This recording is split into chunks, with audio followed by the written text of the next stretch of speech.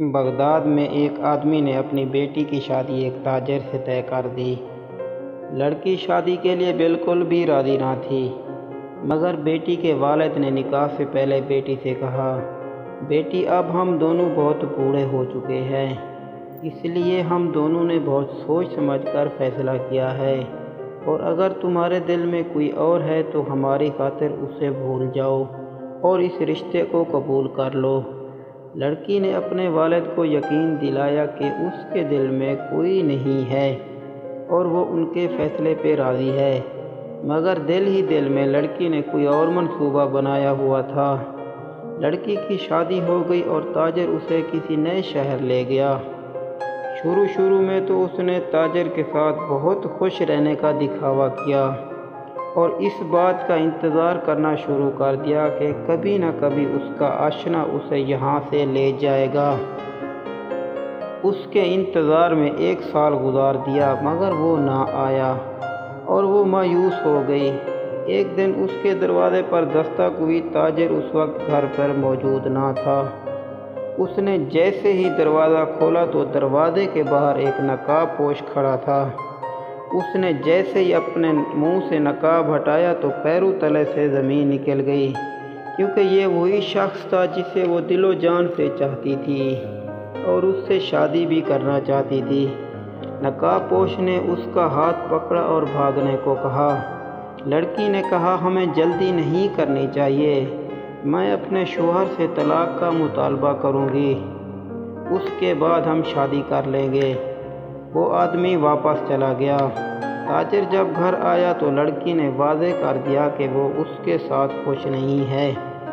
مجھے میری منزل مل چکی ہے، آپ مجھے طلاق دے دیں تاکہ میں اپنی زندگی کا آغاز کر سکوں۔ تاجر نے کہا، میں ہرگز طلاق نہیں دوں گا، تمہارے باپ سے وعدہ کیا تھا کبھی بھی ساتھ نہیں چھوڑوں گا۔ لڑکی خاموش ہو گئی مگر دل ہی دل میں خطرناک منصوبہ بنا رہی تھی۔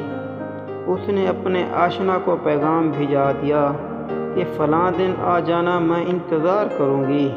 تاجر جیسے ہی باہر گیا تو اس لڑکی نے نکاح نامہ تلاش کیا اور پھر اسے آگ لگا دی اور اپنے آشنا کے ساتھ بھاگ گئی۔ تاجر کو جیسے ہی علم ہوا تو اس نے پورے شہر میں اپنے آدمی پھیلا دیے اور کہا، دونوں کو کوئی بھی نقصان نہ پہنچانا۔ کچھ دنوں بعد وہ پکڑے گئے۔ تاجر نے اپنی بیوی اور اس کے دوست کو عدالت میں قاضی کے سامنے پیش کیا اور کہا، یہ شخص میرے گھر کی عزت کو بھگا کر لے جا رہا تھا۔ تاجر کی اس بات پر اس کی بیوی کھڑی ہو گئی اور کہا، یہ شخص جھوٹ بول رہا ہے، خدا کی قسم میں تو اس شخص کو جانتی تک نہیں، جانتی تو کیا، میں تو اسے اپنی زندگی میں پہلی بار دیکھ رہی ہوں۔ قاضی نے تاجر سے پوچھا، کیا تمہارے گھر میں کوئی کتا پال رکھا ہے؟ تو تاجر نے قاضی کو بتایا، جی ہاں پال رکھا ہے۔ قاضی نے کہا، اپنے گھر لے چلو اور 20 اجنبی عورتوں کو گھر کے دروازے سے کتے کے سامنے باری باری گزارا۔ کتا ہر ایک کو بھونکتا رہا۔